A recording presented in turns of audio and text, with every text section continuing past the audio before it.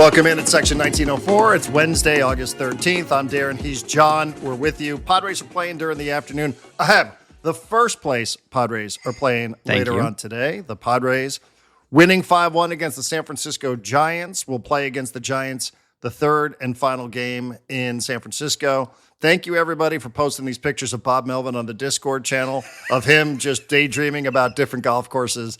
It is very amusing. I am laughing. Ask you. Yeah, it is very funny to see those images pop up there on the Discord channel that Bob is just sitting around thinking about when he's going to play Pinehurst. So now it feels like that's the way it's going for the Giants. But good news for the Padres. They wake up in first place. This is the latest, as everybody has pointed out, that the Padres have been in first place since 2010. That was a minute ago. Padres have been really good since the trade deadline. The Dodgers have not been good since the trade deadline. These two teams are going to see each other 6 times starting on Friday night. It feels like that's the bigger story, but the Padres still can't take their eye off the prize.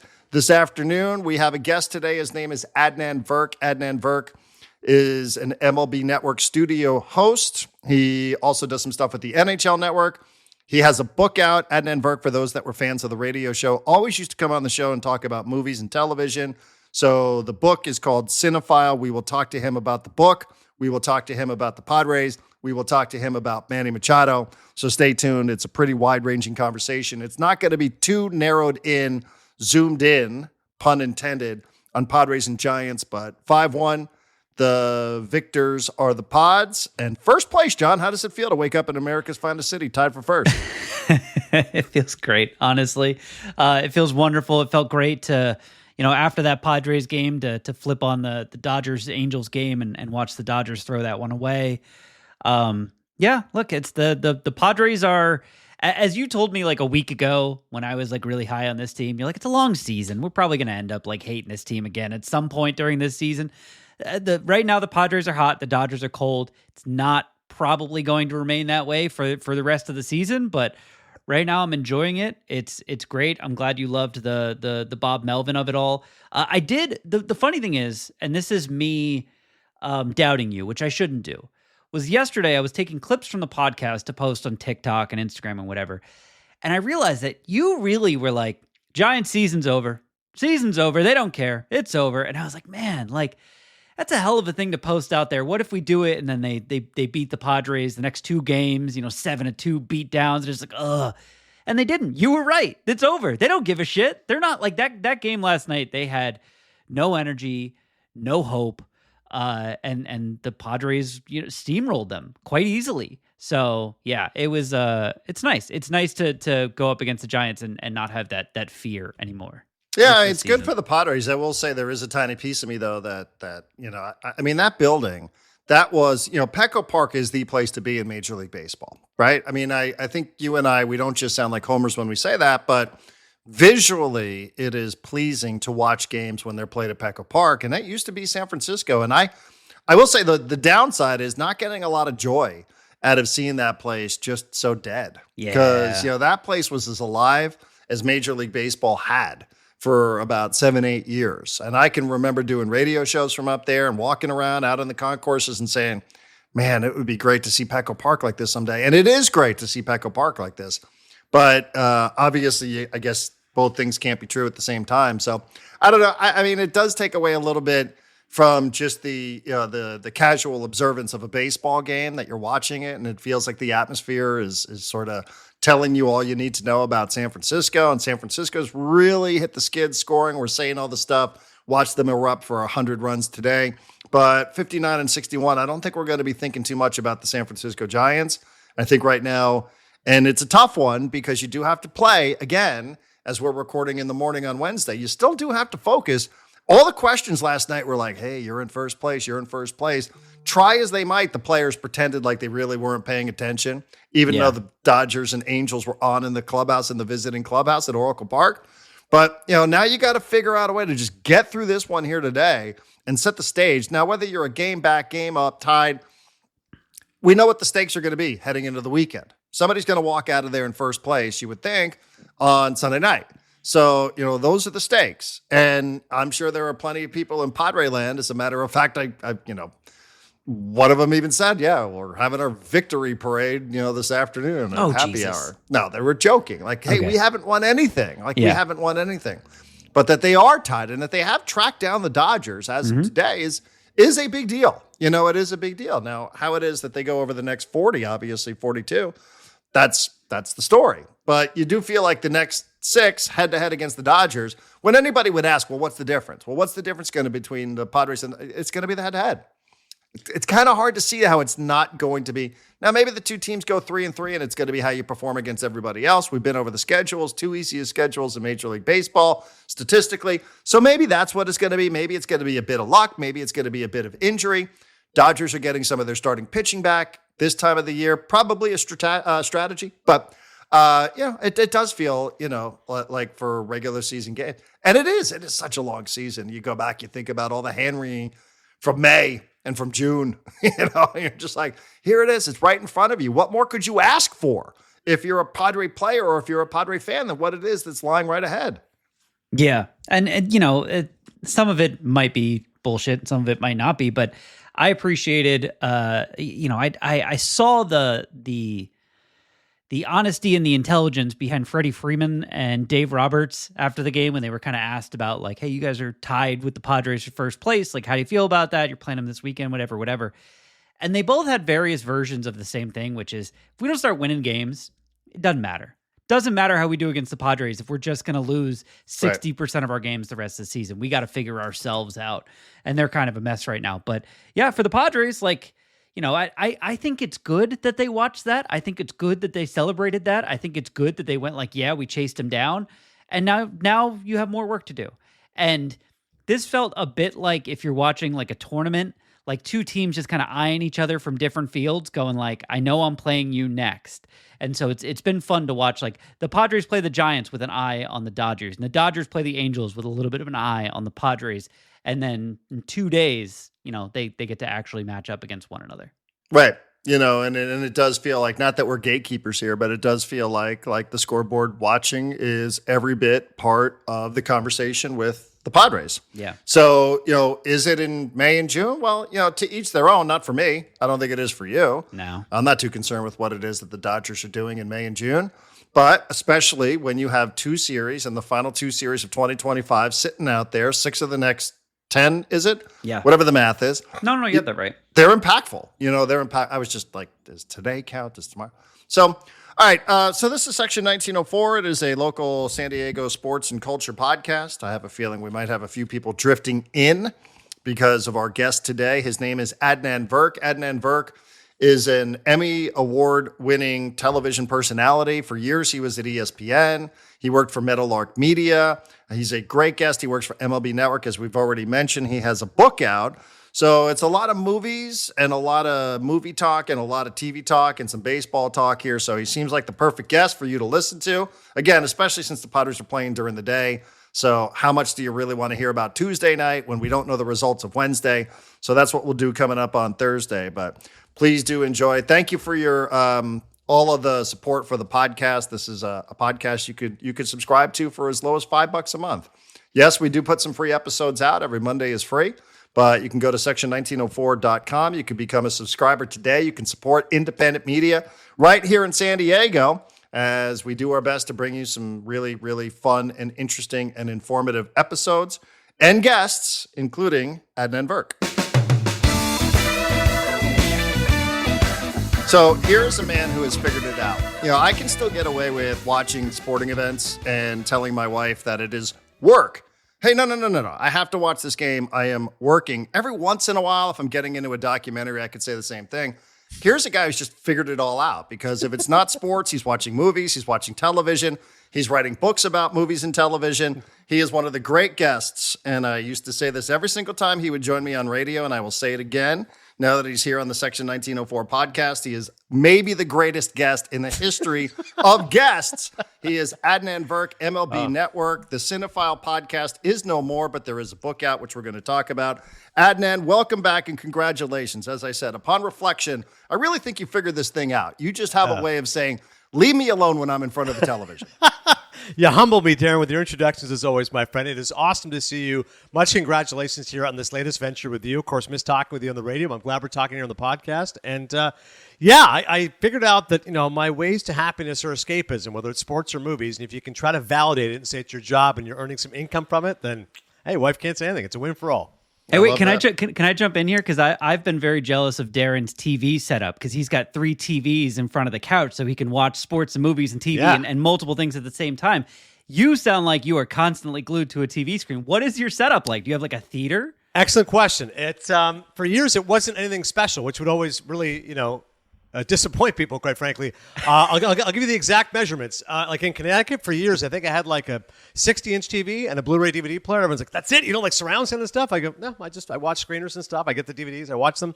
Now I've definitely improved though, John G. Upstairs, you have an 82-inch TV. Over here, we have a 75-inch TV. And in the office where I'm coming to you, we just got this literally 1 month ago.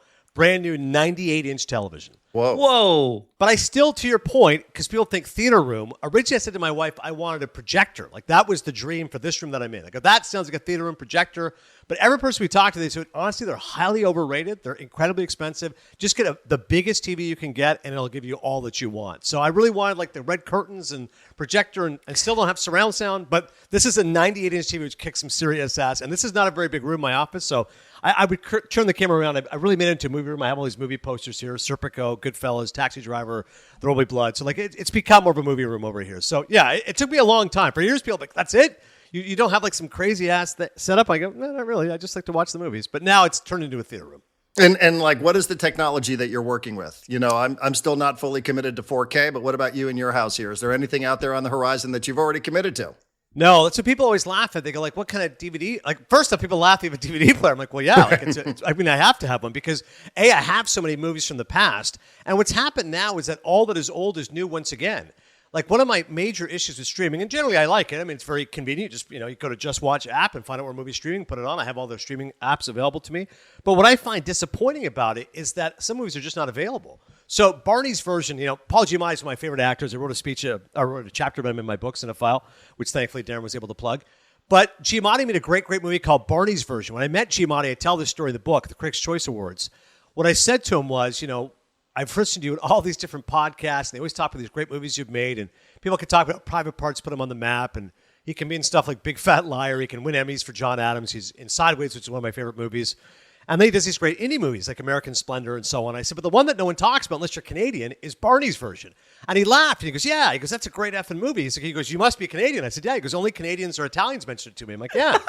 And I said, it's based on a very famous book in Montreal. I said, I grew up in Kingston, which is halfway between Toronto and Montreal, but Mordecai Richler is a very famous Canadian author, and Barney's Version is one of his best books. He's like, yeah. He goes, no, you know the whole deal. I'm like, yeah. He goes, dude, I love Montreal. I go, no, I remember. I go, your Golden Globe speech was so great because you said, I want to thank the people of Canada, specifically the people of Montreal. What a great city, what a great country. And Jim was like, oh my God, like, you really know your stuff, really know me very well. I'm like, yeah. And I said, and he goes, listen, I'll come in your pod sometime. We can talk about Barney's Version. Long story short, Barney's Version is not available anywhere. So I have to go buy Barney's Version. It costs $20. I'll buy the Blu-ray player and I'll watch it. So, John, people laugh at me. They go, I can't believe you buy Blu-rays. I'm like, but they're not available anywhere else. And especially some older movies. Like that's what my hero, Martin Scorsese, has always been obsessed with, just film preservation. Like it's one of my frustrations with Netflix and stuff. One of the biggest questions I get asked here, everyone goes, hey, what's good on Netflix? I'm like, I have no idea. The main ones that I watch are Criterion, which is a great old movie channel. I watch Canopy. I watch HBO Max. I actually don't watch a ton of Netflix. It's mainly TV shows, series, that kind of thing. So do you have like a whole collection of DVDs and Blu-ray? I do. Like somewhere in the house? Because I used to start that, and then I thought, well, I don't know. I feel like this is getting antiquated, so I gave up on it. No, it's a great point. Like in my heyday, so to speak, when I was, I used to work in a movie theater, which is not surprising to anybody before I got on air, and I would collect movies, right? So, and I remember the Criterion DVDs were unbelievable. Like you get these classic Kurosawas and Fellinis, It was expensive. It was like $60 Canadian at the time. It was a lot of money for a kid my age. So I never parted with them. I've got rid of all my CDs, except for a select few, which I just told out of, nostalgia. But yeah, underneath this 98-inch TV, I've got all my DVDs set up. I don't really buy them as much anymore. I probably buy one DVD or two a year. If there's a Barney's Version pops up. The Irishman was one of my favorite movies of this century, so I do have the Irishman DVD, even though it's still available on Netflix, and I can stream it and watch it, which I did a couple weeks ago on my birthday. But yeah, I still have a decent DVD collection. Yeah, 150, nothing too crazy. Wow, good for you. Yeah, I just literally looked over my shoulder. Hopefully that wasn't distracting, just to see, because I can see from where I'm sitting the DVDs that I saved. I saved the Star Wars trilogy. I can see Pulp Fiction. I can see Requiem for a Dream. Why did I save that movie? Oh, dude, I'm so glad you mentioned Requiem for a Dream, Darren. I actually wanted to watch it again the other day. And I think there's certain movies that are better in summer versus winter. So like Do the Right Thing is one of my favorite movies. I always watch it in the summer.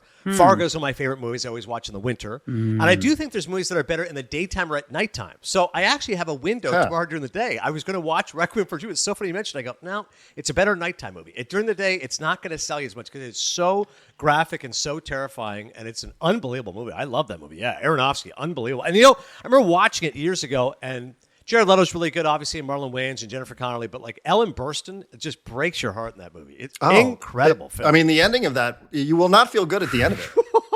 It is brutal. So the not music, a feel-good movie. The score. John, have you seen Requiem for a Dream? Oh, of course. Of course. Yeah. I mean, the score It's taking everything in me to not yell out ass to ass right now. So two things. One of which has become very funny, which is the ass of Jennifer Connelly. Like this whole situation people were talking about. I don't want to get into politics, but involving the president, allegedly what may have happened. People are like, when rich people have a lot of money, it's like Requiem for a Dream, ass to ass. This is what rich people do. I'm like, that's kind of true.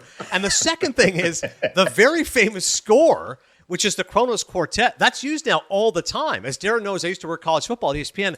I've heard that. I can't tell you how many times different bands playing it at a halftime. I go, are they playing Requiem for a Dream? Like it's become a thing. Like nah, nah, nah, nah, nah, nah. I'm like, no, it's horrible. Like I'm just getting chills. You're thinking of Jared Leto getting his arm chopped off, and Ellen Burstyn going through shockwave therapy. I'm like, oh my god. But the music and ass to ass, two of the enduring things.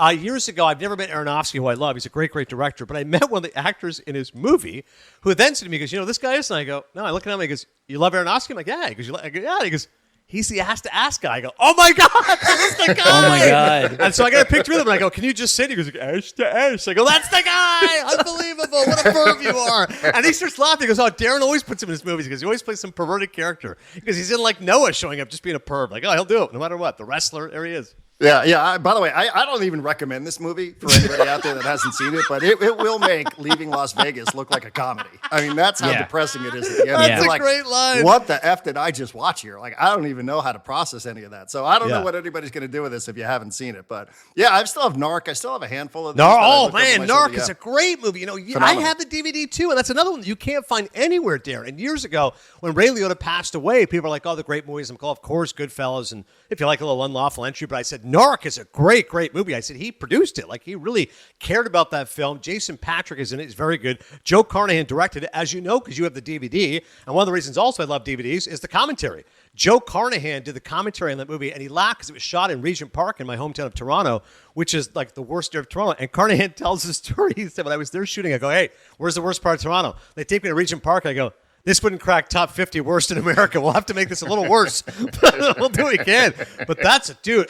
I was so pissed that Liotta did not get an Oscar nomination for Best Supporting Actor. He's got that wolfish goatee, put on a bunch of weight for the role, was wearing like shoulder pads. Narc's a great cop movie. I love that. Yeah. Busta Rhymes are really good in it as well. Oh, he's just sniveling away and stuff. Yeah. Oh, yeah. Like as he's just suffering in that chair. Yeah. You're like, is that? Yeah, it actually is. Yeah, I don't even know why. I guess I made some smart choices here in saving some of these. I also see the Larry Sanders Show on the shelf. Oh, my God. Dude, damn, this is the greatest interview ever. I mean, that's my favorite comedy ever. I have the box set as well, and that's the thing. Of the box sets, those are the ones that you really treasure. I've got The Sopranos, I've got the Larry Sanders Show, and that's it. I've also got the Godfather box set, which again, I think I was like 19 years old. It cost me my entire summer at McDonald's to pay for the $200, but I did it because it had all three Godfathers and a Francis Ford Coppola autograph print. And I'm like, my dad's like, you are nuts. You save all your money just for these movies. I'm like, that's it, Dad. It's a Coppola autograph print. But Larry Sanders Show, funniest show ever.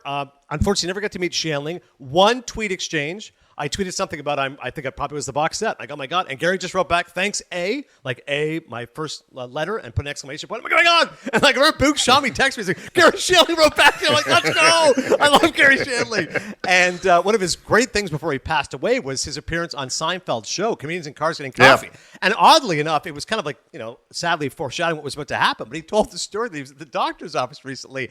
And this guy walked up. He's like, oh my God, it's Gary Shandling. He's like, Gary Shandling's alive. He's like, well, yeah. Like, this is great news. Gary Shandling's alive. And he talked a lot about death on that episode. He said when he died, because he's a huge boxing guy, Gary would always, box and stuff. He said, I want a judge to come up and start counting me out. And once he gets to like 5, 6, 7, I'm like, he's not getting up. It's over.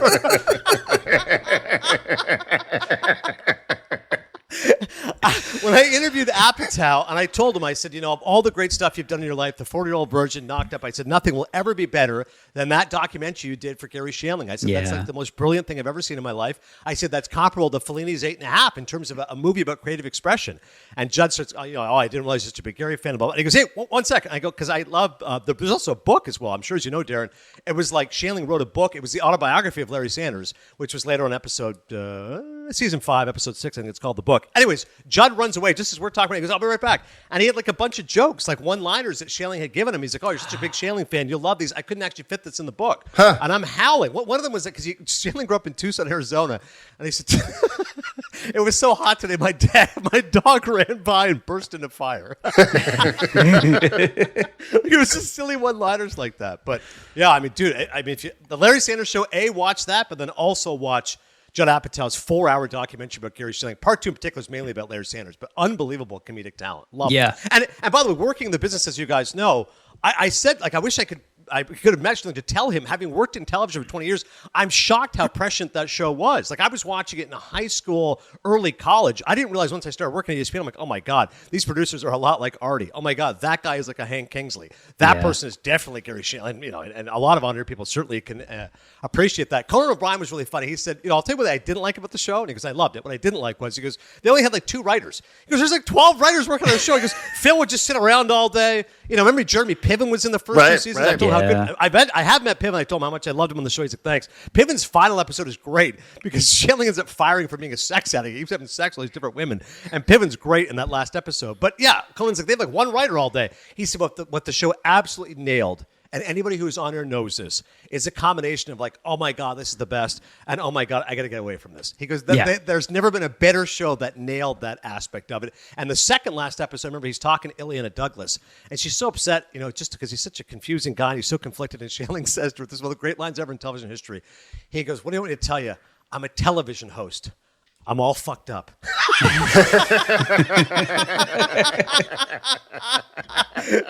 great. I love this genre, though, because John and I were just talking, and you and I texted a little bit, Adnan. I just finished season number 1 of The Studio last night. Yeah. And, I like there's another show called Hacks now where, she's Jean Smart's up there. Now she's hosting her own late night show. And I wonder what you think of that whole genre. It has to be done right, obviously. But what you think of the genre of, this is literally what these people do for a living, right? They are playing characters, but they're playing characters that seemingly is based on people that have been in their lives, and there's a lot of cameos and there's a lot of crossover from what is real and what is fiction, right? Like there's a whole bunch of that, whether it was the Larry Sanders Show. Like it's one of the great ways to put on a successful show, I think, is to introduce people in their own self, right? Like Ron Howard has made some cameos. Ice Cube made a cameo in the studio. Generally speaking, do you like that genre? The little bit of the crossover of people playing themselves in these roles and like just a little bit behind the curtain, sort of making fun of the whole Hollywood experience. I do. I think it's hysterical. My only apprehension is that no one ever did it better than Shandling. And so I don't like when people say, oh my God, the studio is so fresh and so original. I'm like, kind of cribbing what Larry Sanders Show did 30 years ago. Let's be clear. Let's all give love and respect to Gary because he did it better than anybody. Good on point. On the Gary Shandling Show. He was on breaking the fourth wall, turning to the camera, that kind of stuff. So that's my only frustration with it sometimes when people say it. But no, I thought the studio was great. And all it took me to hook me was that someone said, Martin Scorsese's in the show. I'm like, great. So immediately when the show was out, I watched it. Marty was unbelievable. That whole speech about Kool-Aid was hysterical. I saw Seth Rogen on the red carpet. This was when it debuted. He goes, listen, we're really just hoping Marty can get a nomination. He did get an Emmy nomination along with Ron Howard, along with, I think, 3 others. Like I think for guest actor of the comedies, there's 1 other nominee. The other 5 are all from the studio. So I really hope for the greatest director of all time, Marty can finally win an Emmy Award as well because he deserves it. And I thought he was hysterical when he starts crying. I mean, Steve Buscemi's like, oh my God, what'd you say to him? This is his last movie. I thought it was just brilliant. And in general, honestly, Darren, as I told you for text, I thought the show looked amazing. Like clearly Apple put a lot of money into it. Like this wasn't like one of these satirical shows sending up Hollywood, which is a spoof and kind of cheap and dirty. No, it looks gorgeous. It's very expensive. A lot of this shot in one take. That whole one episode is all the oneer, which is all about the one take and paying homage to Chinatown and all the rest of it. I was like, they clearly threw a lot of money at it. And I'm really impressed with Seth Rogen, fellow Canadian, Vancouver guy. I would have thought when I first saw his movie, movies, okay, he's kind of that guy, just smokes a lot of weed, a little overweight, kind of piggish. But no, like I think he's a true talent. Like he co-created the show with Evan Goldberg. They co-directed it. And someone asked him, like, how was it directing? He goes, well, this is hard. Like I have to like give advice to Martin Scorsese and Ron Howard because you are directing them in addition to playing with them. So I think he's a real talent. Been really impressed by him. And I think it's a great show. I really enjoyed it.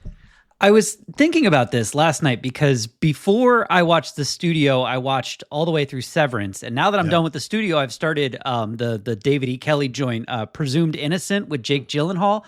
And I was watching that last night and I was like, this is a movie. Like what I'm watching is a movie production. When we think about the gloss and the money that goes into it and the number of people that are working on it and everything, I'm like, this is a movie. TV can't compete with this anymore. And I was like, once Apple started pouring money into it, Netflix started pouring money into shows, and Amazon started pouring money into shows, it now seems like what we grew up with as television on NBC, ABC, Fox, whatever, just cannot compete with what the other television that's being put out by these giant kind of movie/TV studios, the streamers and what have you. How do you think that has affected the television industry, and how do you think that has affected the movie industry? So a lot of parts of this, as we peel back the onion, one of the reasons why Cinephile RIP ended up not existing was I found that towards the end of my 8-year, 336-episode run was that I wasn't really on vogue with what people are doing now. And for years, John, we were growing up, we'd say, what's the latest movie you've seen? What's the last movie you're going to see? What's the movie at the box office? And now everyone says, what show are you watching? What are you binging? And as I said to Darren earlier, what are you watching on Netflix? And I realized I am clearly antiquated because I'm not watching Netflix. I'm not watching TV shows. I don't watch a lot of these things. Of course, exceptions. We've already discussed Larry Sanders. Of course, I love The Sopranos. I don't watch Severance. I know everyone loves that show. I watched like maybe a few episodes ago. I kind of wait for this thing to get going. So I never got. I also find Adam Scott to be like an ugly Tom Cruise. I just find his face very punchable. So I'm not a fan of this. The only reason I wanted to watch it is I love Turturro. And I do like Christopher Walken. I understand there's a romance between them, so I was waiting to get to that, but it never really got to that. It's like, okay, I'm done on Severance. So I'm not the guy to ask because I don't watch these shows. Succession's probably the last show that I watched. I think a major show everyone knows about. I never watched Game of Thrones. Someone's like, how could you not watch Game of Thrones? I go, listen, I got over Dungeons and Dragons when I was 8. Okay, it's not my jam. So all of which is to say, there has been a massive shift in that TVs have never been worse. I think that's correct. Movies have never been worse. TV has never been better, right? It used to be a big gulf that a TV actor would never do movies. You wanted, like David Caruso's leaving NYPD Blue to go do movies. Now he would just do NYPD Blue. Like, I don't need to go do Kiss of Death and Jade. Like, I'll just kick ass with Dennis Franz. Harrison Ford's in like a dozen of these. Harrison Ford, 83-year-old legend, is in Shrinking, for God's sake. Everyone wants to go do a TV show, Apple show, limited series, etc. So I'm not that guy watching that stuff, right? Like the other night, I had time to myself. I could watch Severance. I could watch any of these shows. I'm watching Misery because I read William Goldman's books about Hollywood. He wrote the script. I'm like, I haven't seen this in a long time. Kathy Bates is unbelievable in that movie. Won an Oscar. And she said, because I was listening to her on a podcast, she's in Matlock, by the way. Speaking of conventional television, that's like one of the few hits right now. Matlock is a genuine hit starring how old Kathy Bates. What's old is new again? Or right. And she goes, I forgot how funny that movie is. And it's hilarious. Like everyone remembers the scene, obviously, the hobbling scene, which is just horrifying. It's still cringe-inducing. But it's a genuinely funny movie because Rob Reiner directed it. So I still am going back. If I don't watch a new movie that I want to see that's streaming or in theaters, I'll go back and watch old movies.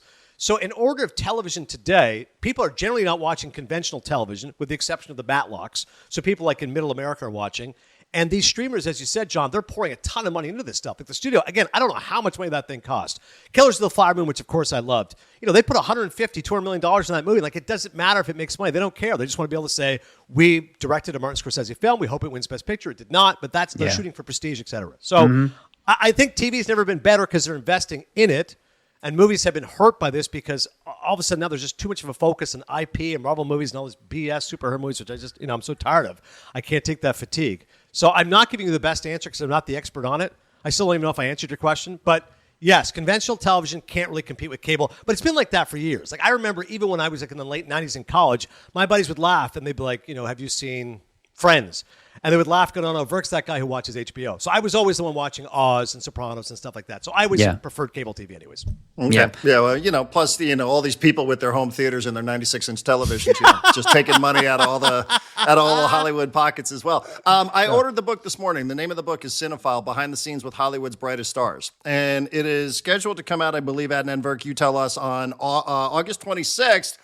I did order this through Amazon. Is that okay? Is that a good way to order a book? Because it says it's going to be delivered on Friday, and I was a little bit confused by that. But is that still the right way to order books, or how would you like us to order the book? So here's what's fascinating, Darren. You're right. Allegedly, August 26th is the shipping date. Mango is the publisher, and I checked with them, and they said, well, if people buy it through us, I think the book costs $20, and they said if you buy it through Mango, I get $8. I go, phenomenal. Would either of you like to guess how much of a cut I get from Amazon if you bought it up there, which as Darren did? $2. I will cancel this order right now. Yeah, I believe it was $2.50. So I was like, all right. So in my head, I'm like, so you can order it off Amazon. That's totally fine. I would prefer you go to mangopublishinggroup.com. Literally, if you two are the only ones that do it, that's still $16. This is a well-earned interview. Mangopublishinggroup.com. If you go to new releases, you'll see my book right there, and away we go. Here's what's interesting is a friend of mine texted me last week, Rob Watts, one of our great producers at MLB Network, and he said, I just said to my friend, Ken's coming to kill me. And I paused for a long time, and I go, how are you quoting A Fish Called Wanda to me? I already know the answer. He's like, I'm reading your book. I'm like, I know, because I referenced it at the first page, and that's why you just texted me, because that's Kevin Kline's line, Ken's coming to kill me. But I said, but how are you reading this? It's August 7th. Like, I'm really confused right now. I'm having an out-of-body experience. He goes, I ordered it off mangopublishinggroup.com, and I got it already. I go, Well, you're the second person to be reading this book behind my dad, who I mailed 2 copies to in Toronto, and he's like on chapter 6. And he's like, oh my God, I'm honored. And then last week, Chris Roenbeck, one of our coordinating producers at MLB Network, oh, dude, De Niro, what a great story. I'm like, you're also reading my book. He's like, yep, bought it off mangopublishinggroup.com. So if you order it off Mango, you're going to get it like tomorrow. And even Amazon, Chris Collins, great producer at MLB Network, he texted me yesterday. I go, wait, you definitely ordered it off Amazon. He's like, yeah, I already got the book. So August 26th, I think, is a ruse. I don't care if you go to Amazon. I prefer you go to Mango Publishing, but either one is fine. I have a friend who's a very staunch political person. He's very anti-Bezos, anti-Amazon. He's like, I'm only going to Mango Publishing Group. I kind of go, do whatever you want, buddy. As long as I get the $8, you do what you got to do. Yeah, well, that's what I'm going to do. So I'll tell you what I'll do. I'll go back to Mango Publishing, order another one, and I'll give the one away that we ordered off Amazon if I can. I'll try to cancel the order for it. Try to cancel it if you can. If not, give it away to a listener. That'd be very kind of you. Yeah, all right. I'll order 2 from Mango Publishing as well. Tell us about the book. I mean, because forever I love the podcast, and I was sad when you announced that the podcast was going away. But then my day got a little bit brighter when I saw that you were putting the book out. No, thanks so much, man. So I wrote a fiction book years ago. Like I'm talking 12 years ago. And, it was always my dream to be able to publish a book. And, it just didn't happen for whatever reason. I got a literary agent. He sent it to a bunch of people. 6 publishers said, hey, I think he's a really good writer. I just don't think the idea is sellable. 6 of them said, I love the idea. I just don't think he's a good enough writer. So I put the book away and I was like, well, if these things happen, maybe I'll get published one day. I'll sell it, whatever. A friend of mine, Scott Spinelli, works at MLB Network. We start becoming buddies, go to comedy clubs, talk about writing. He's a writer himself. He tells me he self-published a book. I'm like, really? I tell him I wrote this fiction book years ago, and he's like, yeah. He goes, dude, you just self-publish the thing. What do you care? Even if people know who you are. I'm like, it's better if you have Simon & Schuster behind you. He's like, well, yeah, but we're not all, John Grisham's here. Just get the book out there. So I'm talking to a friend of his at his birthday party, and he says to me, what about Mango? I have no idea what he was talking about, but I know he's a big fan of the Le Batard Show. So I text my buddy Dan Stanzik, who's friends with Stu Gatz, because they did a book together. And he goes, yeah, Mango's a publisher out of Miami. He said, the guy will definitely know who you are. He's like, I don't know if he knows you are, but he'll definitely know who you are. All right. So I text the guy, Hugo, 3:17 on a Sunday. Hey, Hugo, my name's Adnan Virk. Not sure if you know who I am. Wrote a fiction book, blah, blah, blah. Writes back 5 minutes later. Yep, I know who you are. Would love to read it. We do more fiction than nonfiction, but I do love your movie stuff. I said, great. I send him the book. He starts rifling through it. He goes, I really enjoy it. I like it. I'm like, oh, good to go. So I get my literary agent involved. He's like, to be honest, he goes, these guys are more fiction rather than nonfiction, or nonfiction rather than fiction. We should still look to explore your book elsewhere, blah, blah. I wrote another new draft of that book last year. I go right to my man Hugo and go, hey, buddy, you said you like my movie stuff. What if I just write you a Cinephile book? He's like, in. I go, okay, well, before I write the whole thing, let me write like 3 or 4 chapters, see if you like it. So I write the Moonlight chapter, I write the De Niro chapter, I write the Pacino chapter. He's like, I am in. I'm like, all right. So I thought it would be a really great way of honoring the podcast, and that's so kind of you, Darren, that you're able to listen and support the pod. But I said, hey, if I was a fan of the podcast, I would be upset if it's gone. This will be a nice reminder of it. Podcasts are wonderful, as we all know, but they're very ephemeral. A book is tangible. You can hold on to it, look at it for years. And my dad himself is, he's written so many books in history and religion. And I said, it'd be really nice for my dad to be able to give him my book. How cool would that be as a son? So yeah, I thought it was really cool as well to be able to give my dad the first book, and he's reading it right now, enjoying it. So that's what it was. I think it was a nice way of honoring the podcast. And to be honest with you, the question you always get asked is it hard to write a book? And you go, of course not. It was just an extension of the podcast. So rather than spewing my drivel, I was typing it. The challenge, as you know, Darren, not the writing of it, not even the editing of it, The challenge becomes whoring yourself out like a two-bit prostitute. That's the challenge, right? How do I sell the book? That I have no idea. Everyone's like, New York Times bestseller. I'm like, I have no idea how that happens. But actually asking me to write about movies that I love, and here's 3 pages on Requiem for a Dream or a couple ideas on Narc. I'm like, yeah, piece of cake, man. I'm in. Do you need a narrator? Is there going to be an audiobook? I ask every single author who I've ever interviewed if they need a narrator. So funny you mentioned that, and you do have great pipes. My wife hasn't read a book in 18 years of marriage.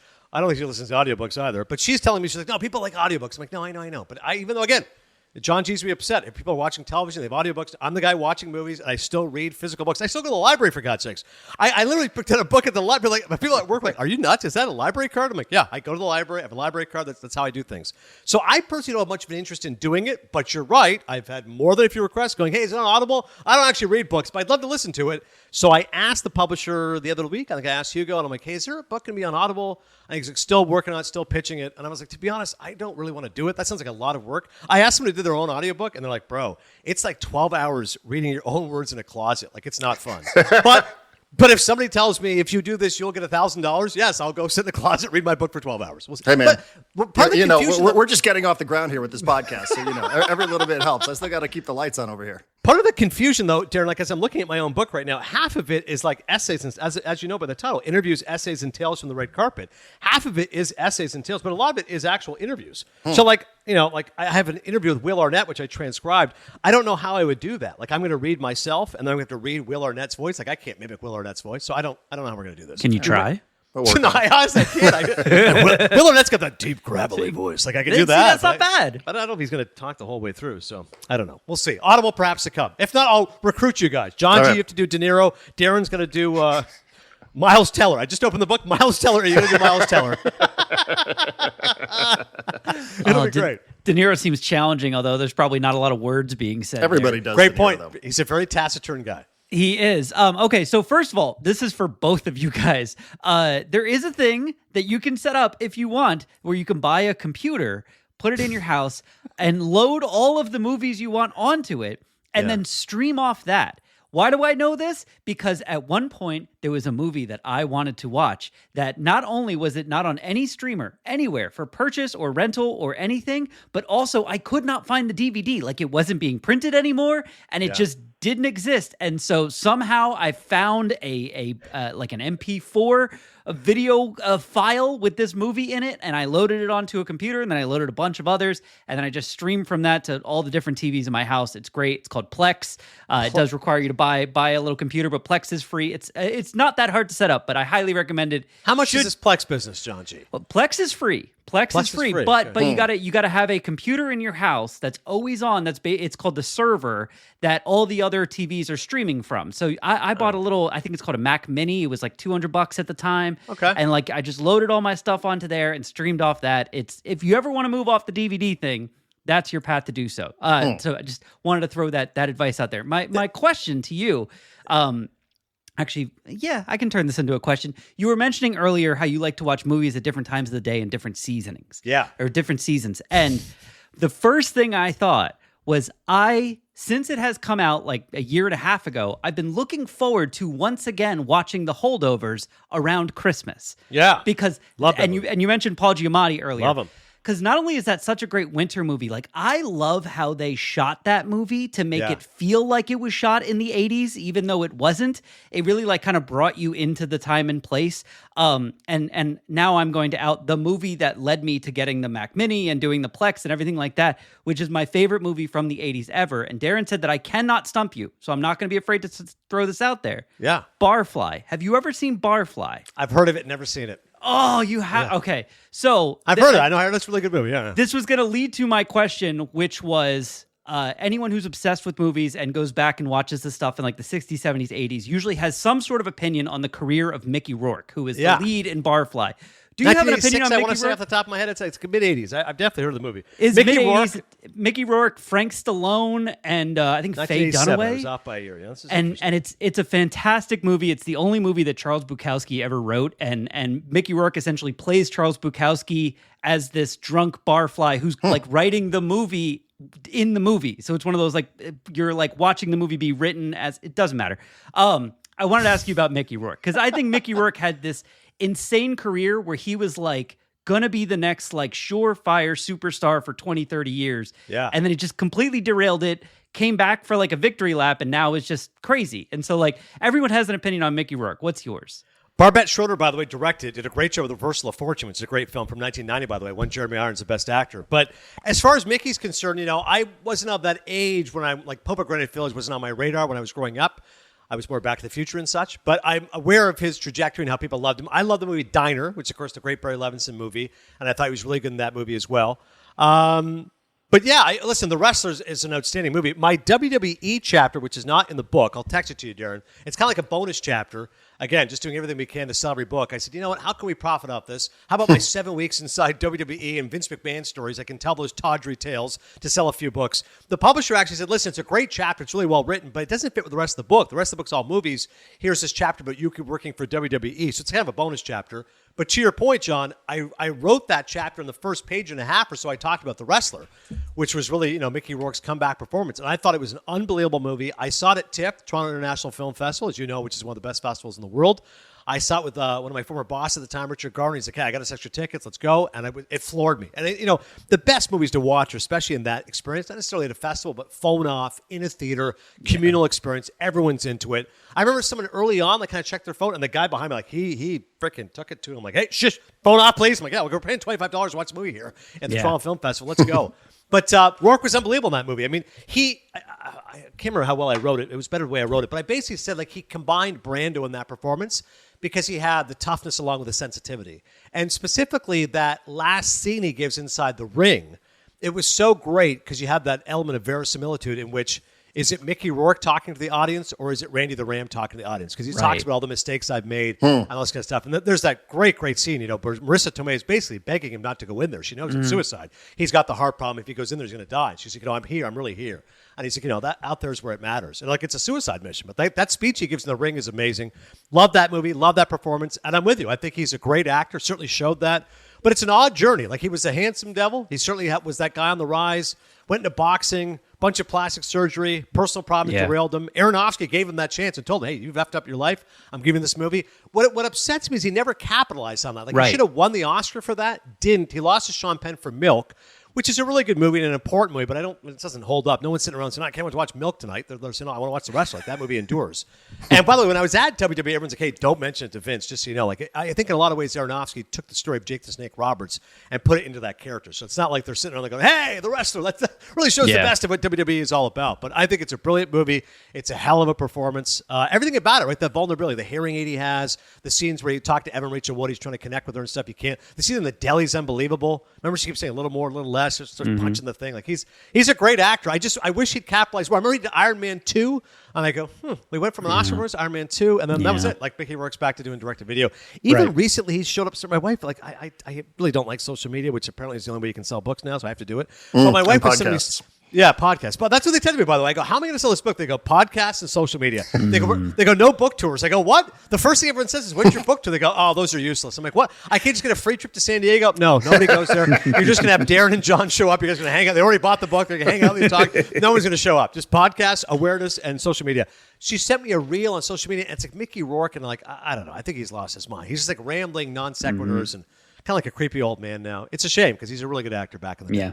All right. I did just cancel the book, by the way. So just so we're all clear here. Okay, that's so how easy it was to do. Take that, Bezos. So I will yes, I will reorder this. All right, real quick before we move on, because the last movie that I saw was F1. Hopefully that's not disappointing to you. No, I haven't seen it. It was fine. But I'm so glad you mentioned Derek, because this happens a lot. This is the greatest challenge of my life. One is disappointing people. I don't have surround sound and my own theater system, et cetera.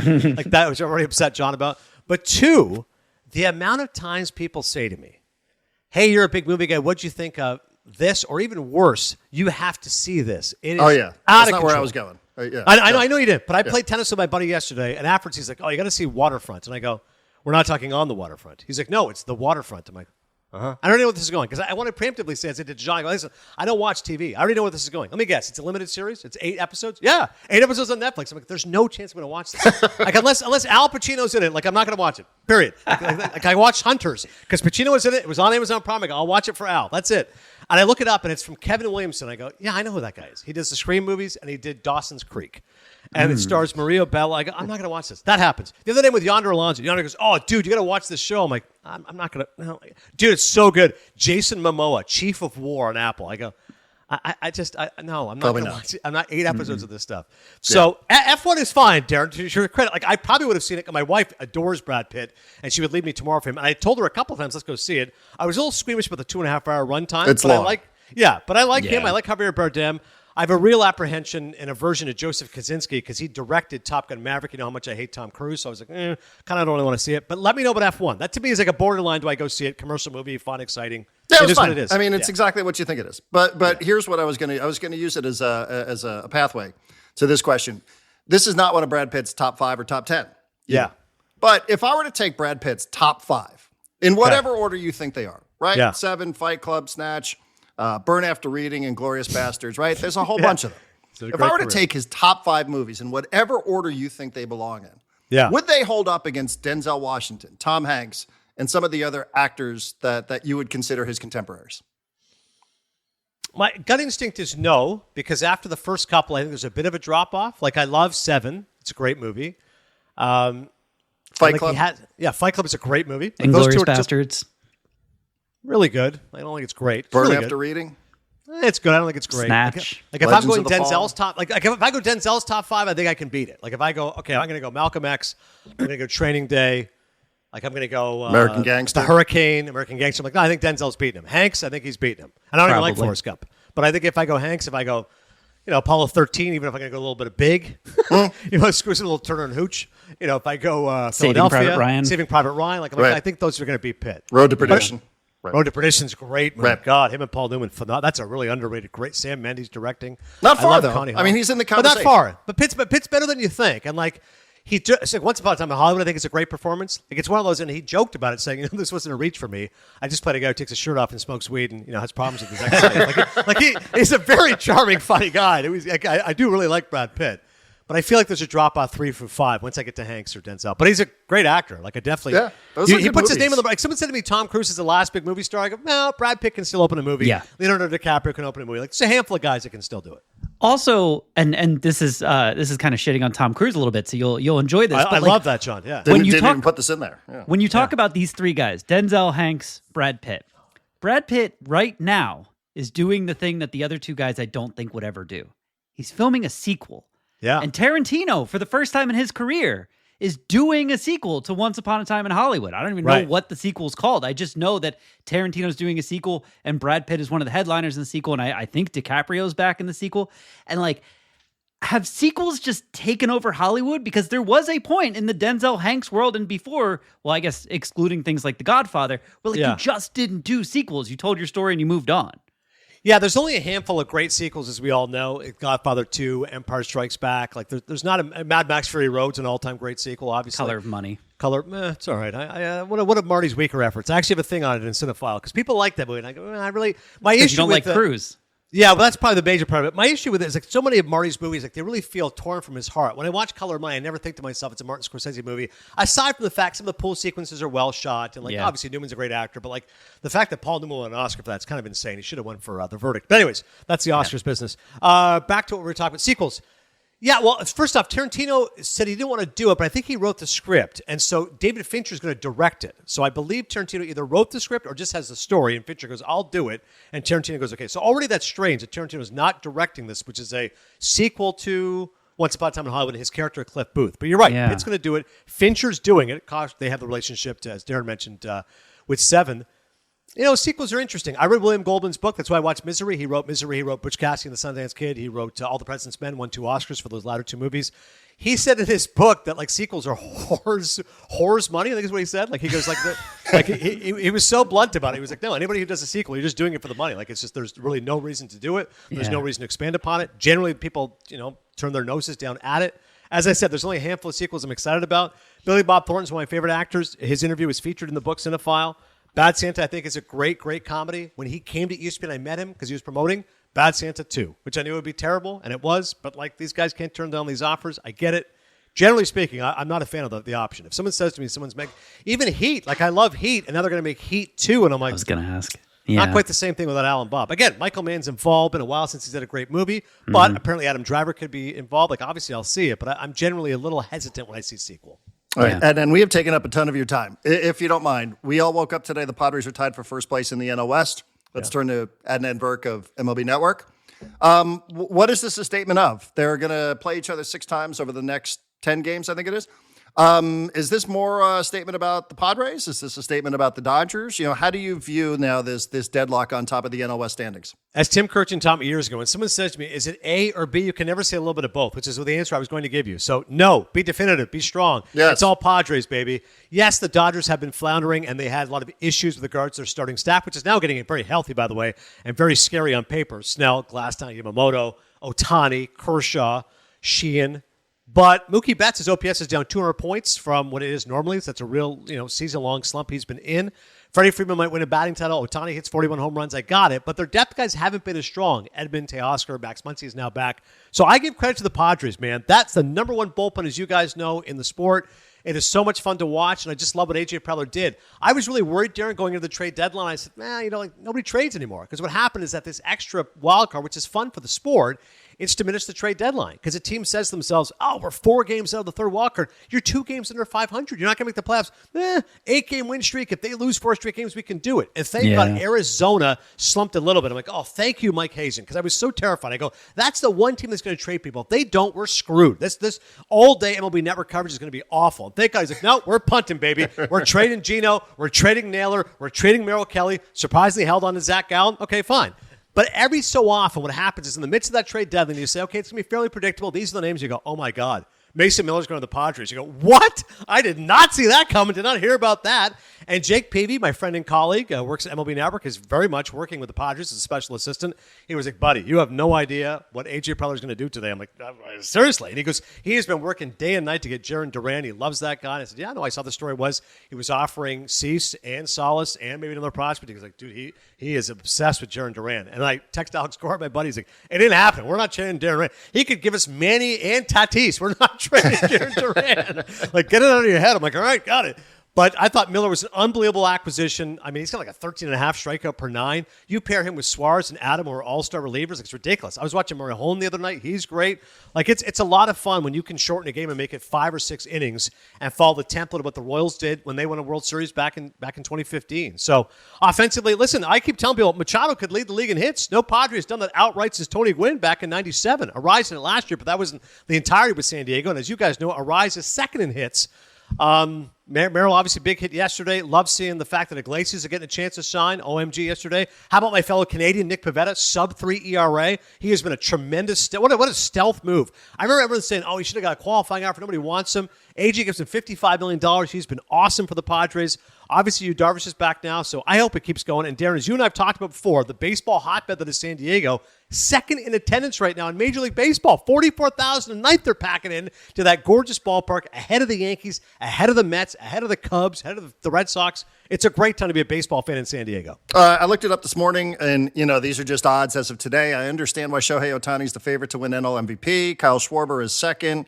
Doesn't play a position. I'm not that grumpy guy that doesn't believe that DH should be considered for these things. But, I do think playing a premium position should still matter. Manny Machado is third. If the Padres go ahead and win the NL West, what do you think that? I mean, Shohei Ohtani's the best player, but they have an award for that. It's called the Hank Aaron Award. So, how do you view the remainder of the regular season here? Just Manny Machado's chances, not only at leading the Padres, like you said, he's got more hits than anybody. He's leading the team in every category. He's well behind some of these other players in terms of numbers, but in terms of what the actual MVP award is, Adnan, how do you view his chances at winning this thing? I do think narrative has to matter, Darren. Like, a part of me says, if they win this division, how do you not give that to Manny and give him that support and love and recognize, as you said, he's been the stalwart of this team. His durability is always in question. No matter what, Manny Machado always posts up. As you mentioned, premium position defensively, so no doubt about that. And like I said, he can lead the Padres in hits. He's doing something historic. Like, look at the American League MVP race. To me, everyone looks at Cal Raleigh. He's on pace for 61 home runs. And it's a great, great story. He could set the record, obviously, home runs by a catcher. He's going to do that. He's going to beat Salvi Perez, who has a record of 48. and the Mariners might win the division. So that then becomes a part of the narrative. Seattle hasn't won the division since 2001 when Eacher was patrolling right field. What if the Yankees slump, end up missing the playoffs? But then I go, look at the numbers. Judge's OPS is 200 points higher than Cal Raleigh. I'm like, I can't vote against Aaron Judge. He has an 1140 OPS. Raleigh's is like 940. If Raleigh gets that to 1,000 and they win the division, the Yankees miss the playoffs, then you can make it interesting. So to your point, in the National League, it'd have to be Ohtani dips a little bit, Dodgers don't win the division, Padres catch them, Manny's numbers go up a little bit, and then you're definitely in the conversation. I'm with you. At the very least now, you can at least make an MVP finalist with Schwarber or Ohtani and try to make the case. Manny's done it all. An MVP would be nice to add to the trophy case. I saw a podcast clip a couple weeks ago that has broken my brain. I can't get it out of my brain. It was Chris Rose, and he asked, I think, one of his co-hosts on his podcast, how close is Manny Machado to Mike Trout and Bryce Harper in terms of the best player of this generation? And those three players are all 32, 33, 34 years old. So that's kind of the generation that we're talking about.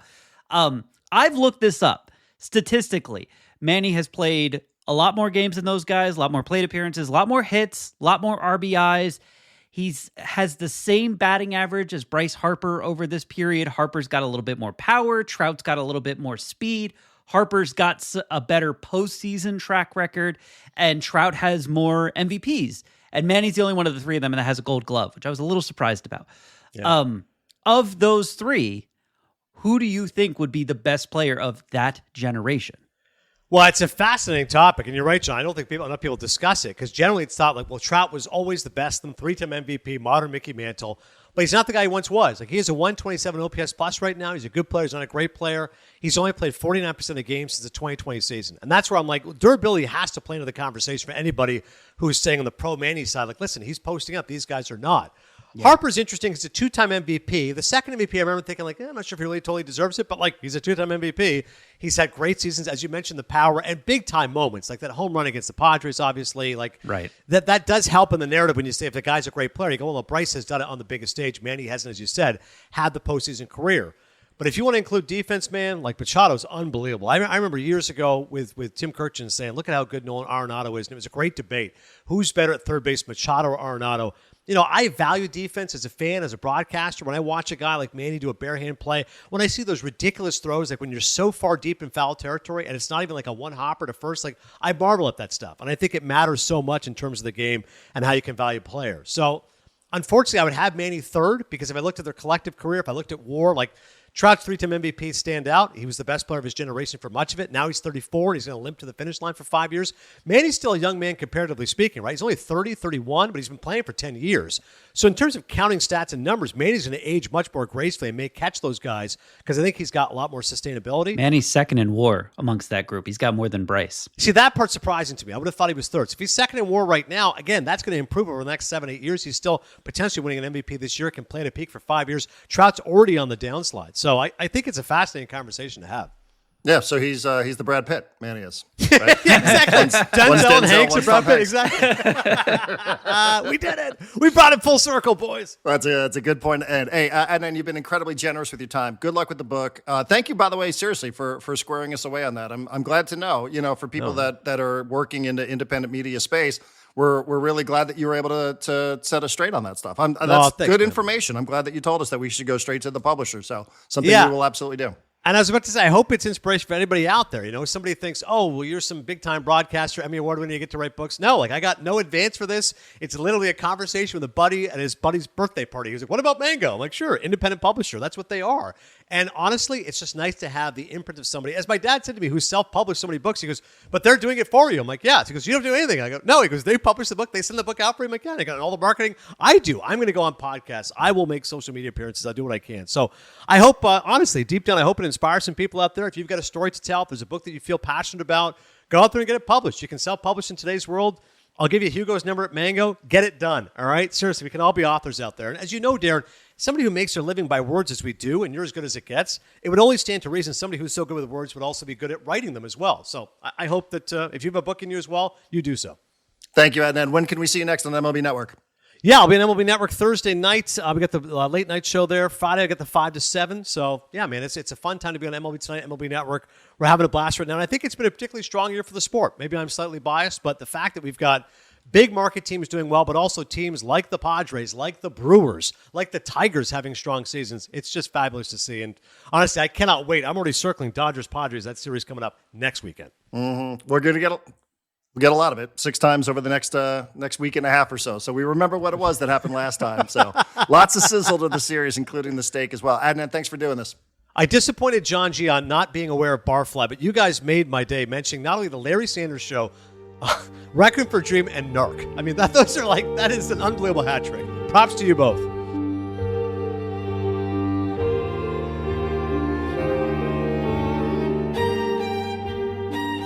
All right. Thank you very much. He is great. He just always delivers. And I did ask him for 20 minutes. He ended up giving us 45. Did you know that about the discrepancy between how much an author will make if you buy a book on one site like Amazon compared to going straight to the publisher, which is Mango Publishing Company? I had no idea. I did know that because another person who, I don't know if he's ever actually worked with Adnan, but Shea Serrano is a person who I've bought a lot of his books, and he's been pretty open and upfront about if you buy my book from me or from my publisher, I make a lot more money than if you buy it through Amazon. Please buy it here. I've seen a couple other authors do something similar. So I did know that. I know that Amazon takes their cut, and I know that it's a pretty big cut. So yeah, if you are looking to buy a book, even if you're looking to buy an ebook and have it on your Kindle, you can still buy from the publisher and have it delivered to your Kindle. You don't need to buy through Amazon to have it sent to your Kindle if that's the way you read, as I do.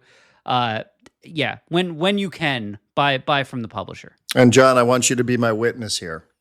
That your order has been canceled. Yes, Love I did cancel that when you were asking a question about Mickey Rourke.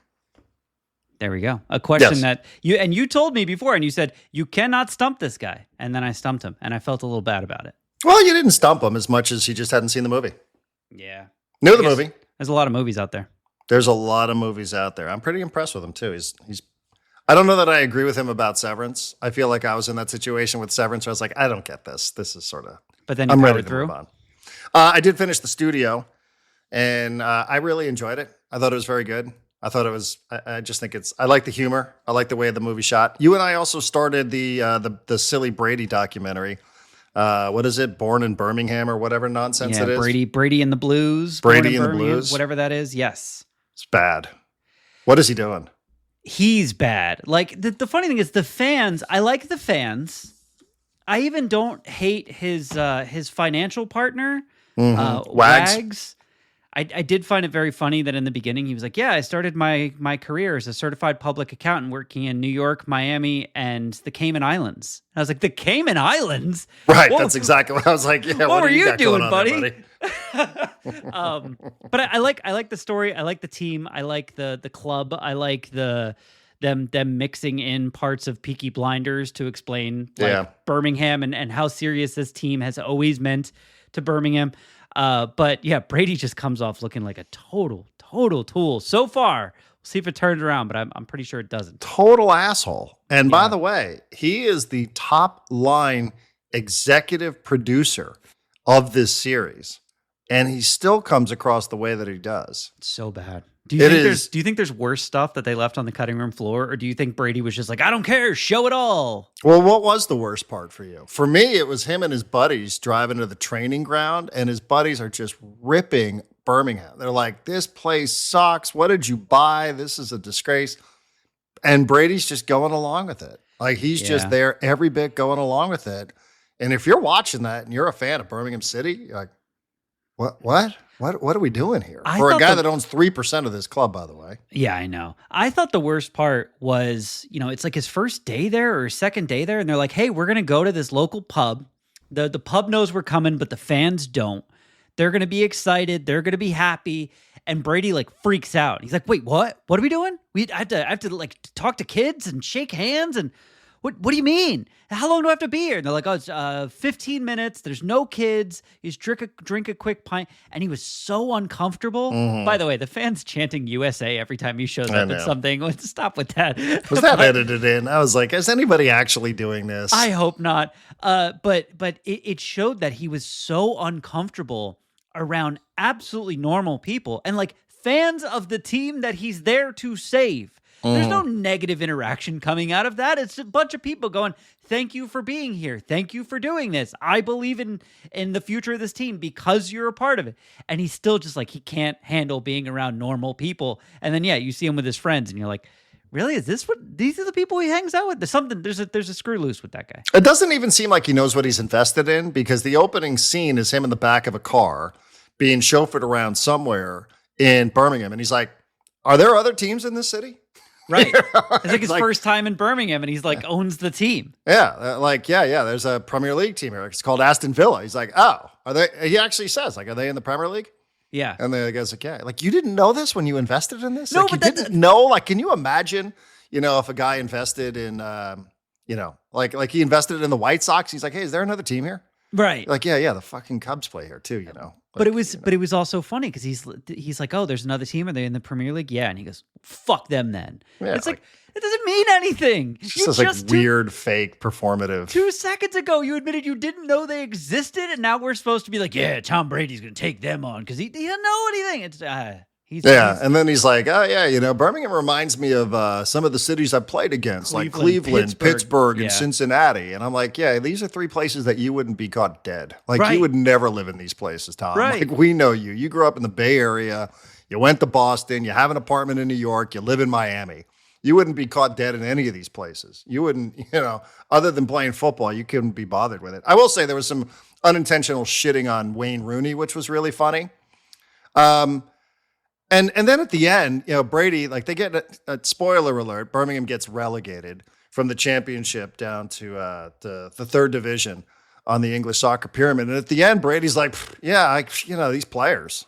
Like, no, you guys completely torpedoed this club by switching managers. You were in 6th place when this thing took over. And everyone knew it. For no good reason whatsoever, you fired the manager. You had the manager sacked, and then you put Wayne Rooney in there. If Wayne Rooney was named the head coach at SDFC, I would have been like, why? Why? Yeah, why would you hire this guy? I know he's a bad manager, yet these clowns who bought this club had no idea that Wayne Rooney would completely torpedo the whole operation. I was waiting for them to give me some sort of backstory on this because I was like, I'm trying to rely on my very, very small MLS knowledge and history. I was like, didn't this guy manage DC United? That's where he managed, right? Or did he play for he's DC also United? had another lower division team somewhere in England, but he's done absolutely nothing. Yeah. To earn this, especially to replace a guy who had the club in 6th place. Right. So said the documentary at the time. But he completely torpedoes it. He loses, I think he lost 13 of 15 or something like that. And there's this really awkward scene with Wayne Rooney and Tom Brady. I mean, it couldn't have been more awkward between the two of them. You could tell Rooney's like, why do I have to talk to this asshole? Yeah. He's like, why is this guy asking me about my training methods? Like Brady's sitting there telling him, yeah, when I practiced, it was the Super Bowl. And Rooney's like, yeah, okay, we're a 2nd division team, mate. Like, I don't know. Right. What do you want me to say? So, but like they completely sabotaged this. Like, I like that's the part of the first episode. There's only 5 of them. Yeah. I suppose I'll get back to it. But they completely sabotaged the season. They got this team relegated to the 3rd tier of English soccer where it hadn't been in 3 decades. That was on them. And they're like, I don't know. We got a lot of work to do.